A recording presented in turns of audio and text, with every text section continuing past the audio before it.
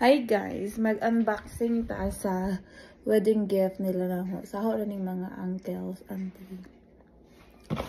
So from Auntie Rosie, this one set of utensils from Juanita, finest quality since 1880. 20 pieces service for 4 from Auntie Rosie. And this one is from my Auntie Josie, a set of plates. And they also include us this utensils too. Ayan, may include siyang ganyan.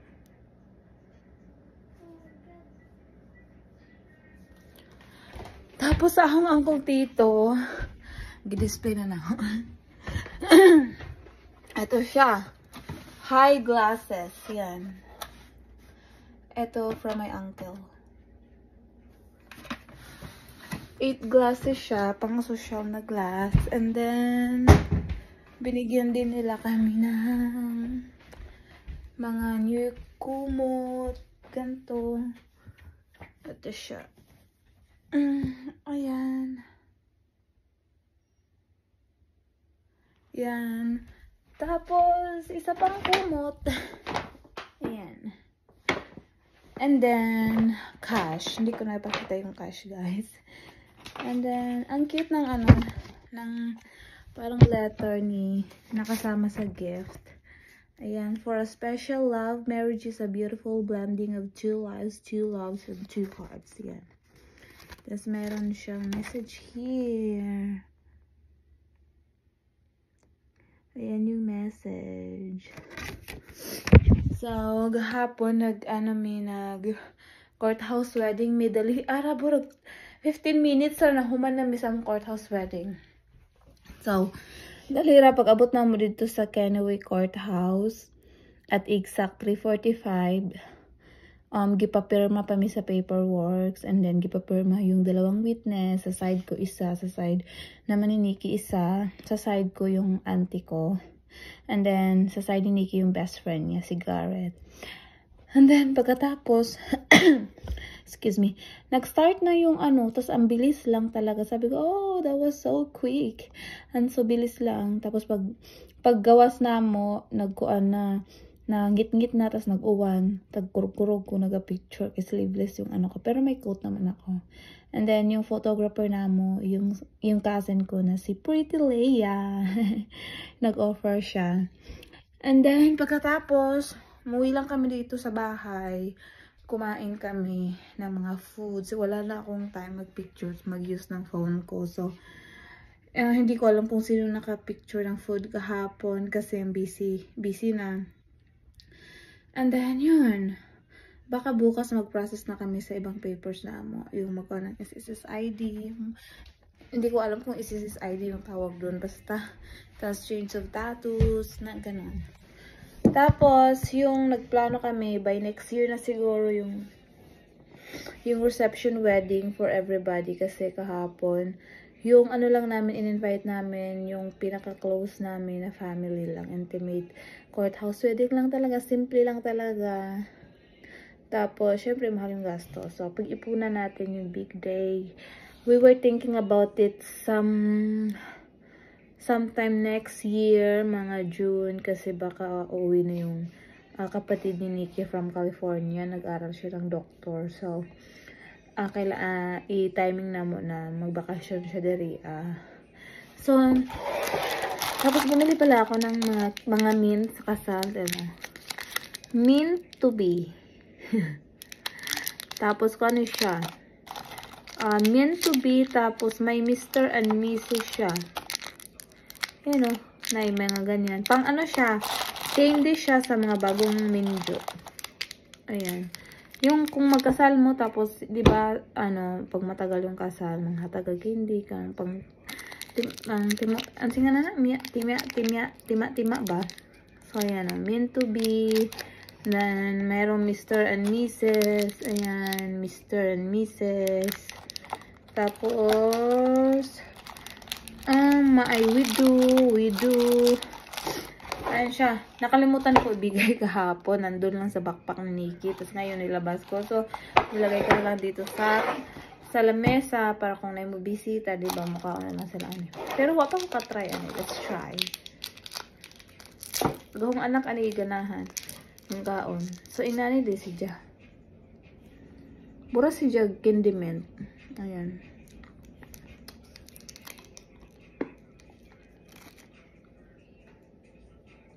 Candyman yun siya. Diyan. Alam mo yung Candyman. Diba yung Candyman sa ato na chocolate sa loob? Kanya, pure lang siya na puti. Puro puti. Lame. Lame siya.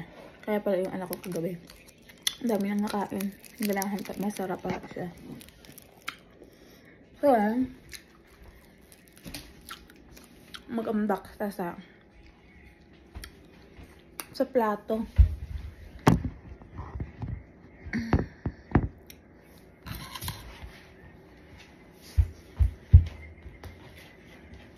So, ano siya guys? Kung mayroon siyang ganito, oh. Parang, kung may missing pieces or may broken sa loob, pwede mo siyang isulit. Tapos palitan nila with no charge.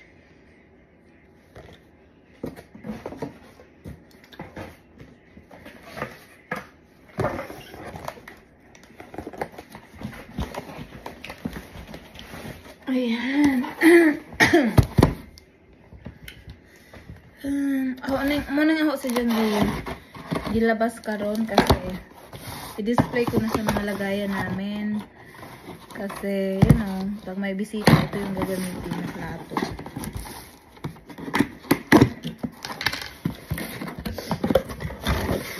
So, oh, may ano siya, salad plate. Ayan. Siya salad plate. Ganito siya guys. Plain lang siya. Tapos may bilog-bilog dyan. Elegante siya tignan. Pero sa jug pang restaurant. Ayan. Ang ganda ng ano nila pang packaging. Kasi diba parang sa ato sa Pilipinas, burag karton lang ganyan putuson. Sa kanila with effort may paganyan pa. So, ilabas na ito ni guys. Kaya itong hugasan. Hugasan ni nato. Tapos, siguro maghugas. Itong punasan. Kaya itong i-display. Duha to kaingnani guys. Duha kaingnani. So, sa usa ka box, upat ang sod. Ayan. So, it means 8 na ganto. 8 na ganto. Yung meron tayo. And then, hindi ko alam kung ano to. Ano kaya to?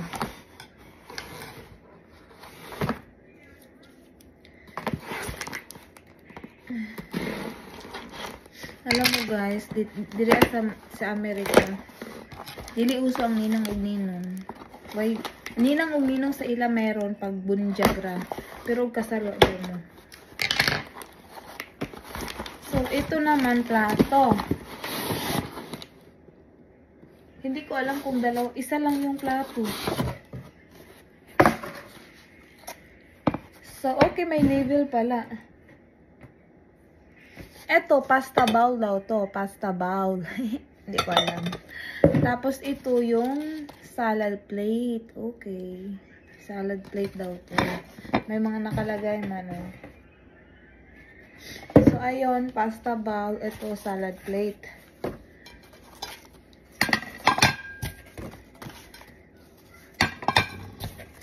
Yan.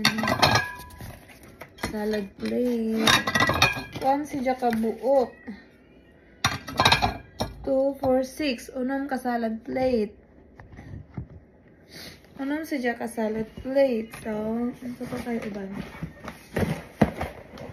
Ay, bukat. Ay, bukat. Kani ka ha? Ano ka ni? Duha ka carton. Siguro bowl ni. Yung parang soup bowl.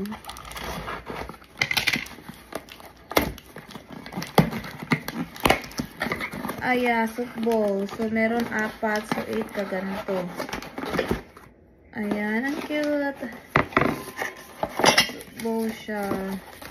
Tignan mo naman ang effort nila, oh.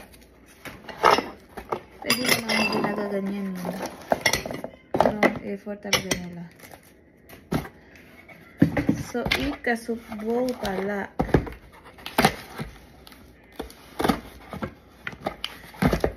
So, ano eh?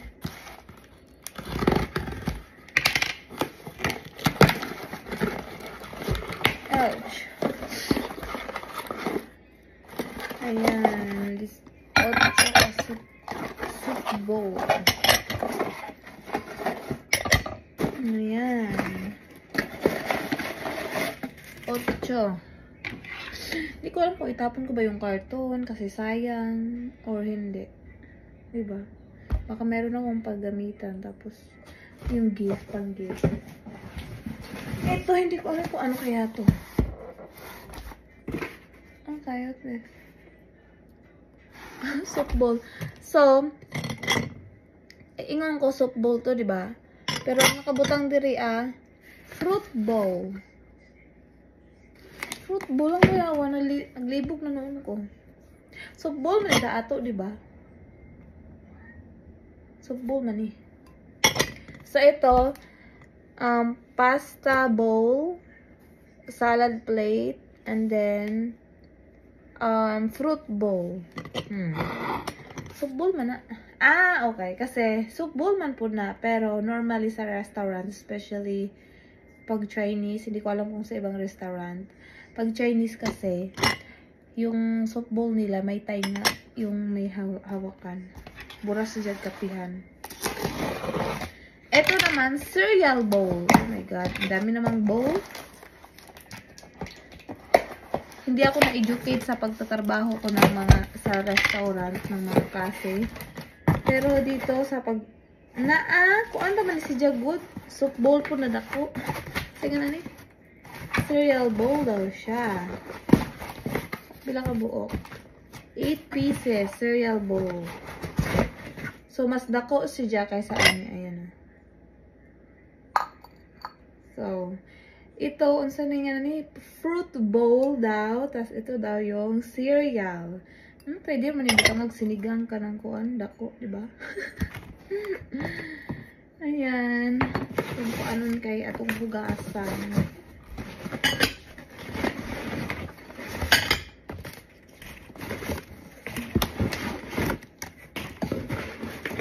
Gahapon, gabi si fiancé, si Habi, hindi na fiancé. Si Habi kay nagkuan man, nag-vacuum siya. Nag-vacuum na siya gahapon, pero karon unboxing man ta. Siguro dili na gamiton na katong vacuum, gamiton na katong walis. Ang ilang walis diri guys, na apoy vacuum. Walis ni mo daan, tapos di ba kanang matipuno na ng mga hugaw. Yung mo nang nasa siya yung gamay na vacuum na masurok yung kuan. Pwede ka maglisod o labo.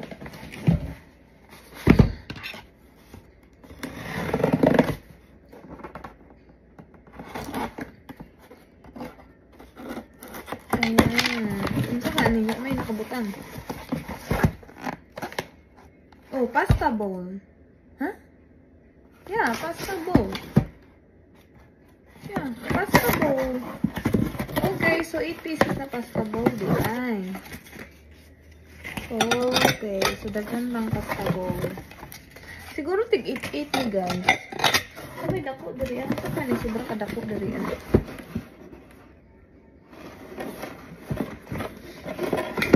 Siguro may mas dako pang plato. Kay kani mo ni pasta bowl. Yan, pasta na tayo pasta bowl. So, pasta bowl, fruit bowl, and unsay nga na ni? Salad plate. Tapos, kani cereal daw na bowl. Kani.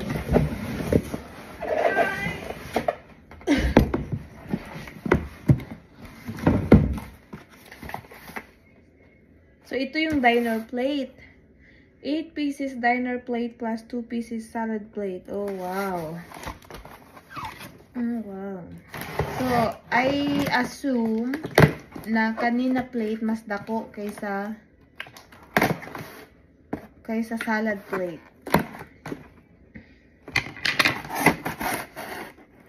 Ayan, mas dako siya.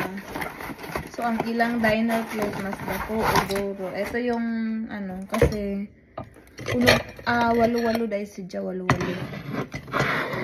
Walo ka fruit bowl, walo ka pasta bowl, walo ka, nga na ni, cereal bowl, walo ka salad plate.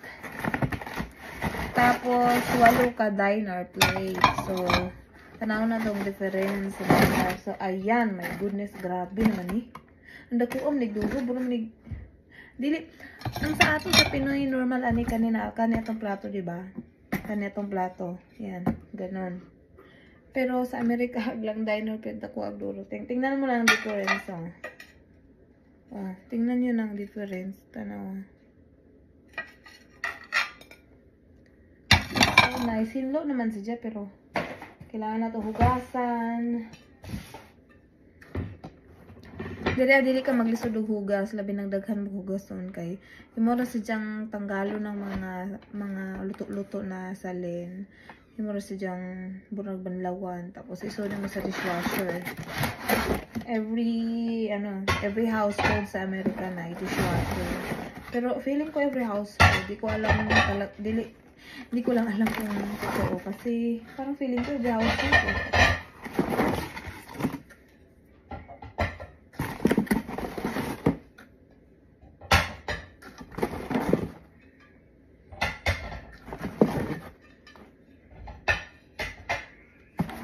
Ayan.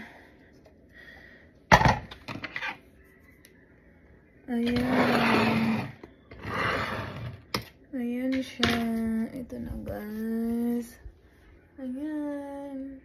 Ito yung diner plate, cereal bowl, salad plate, fruit bowl, pasta bowl. And then,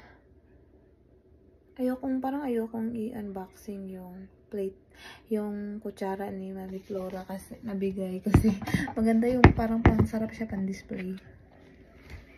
Ano natin? Ayan siya. Sarap lang siya i-display. Kaganyan.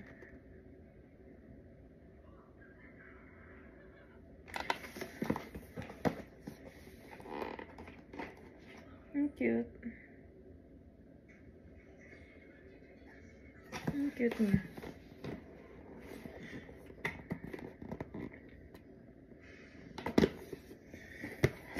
Pero kailangan na to siyang tanggalin at ano na rin.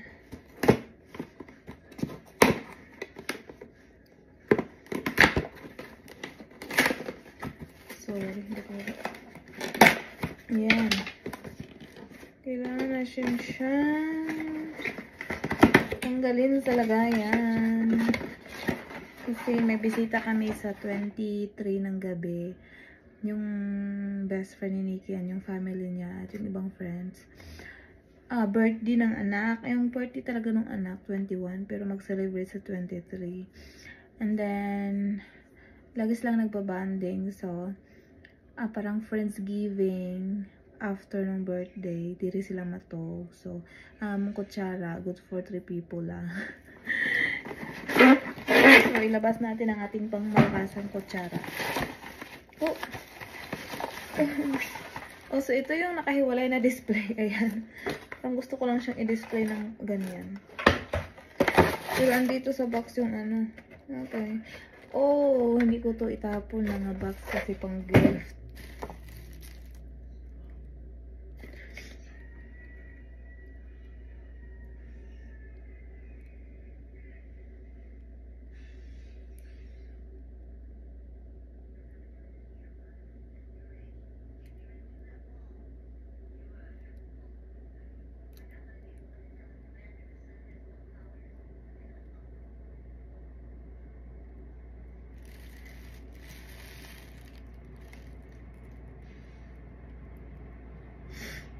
So, meron siyang lifetime warranty and then meron siyang mga procedure kung paano ihugasan. Basahon na to.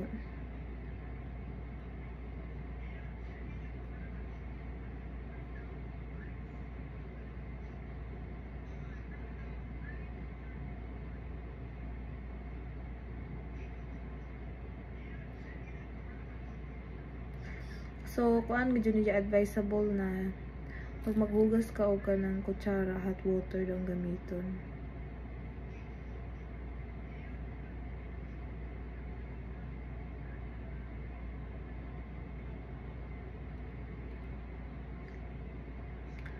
Okay, so sabi dito, avoid harsh detergents containing lemon as they can harm flat surfaces. So, fun facts. Dapat daw hindi tayo gumagamit ng mga panghugas na may lemon kay makakuan daw na sa atong mga kagamitan. Wash your stainless as soon as possible after each meal. This will prevent prolonged contact with harsh acidic foods that may cause discoloration, corroding, or pitting. It is also preferable to wash your stainless separately from aluminum, sterling, or silver plate. Okay.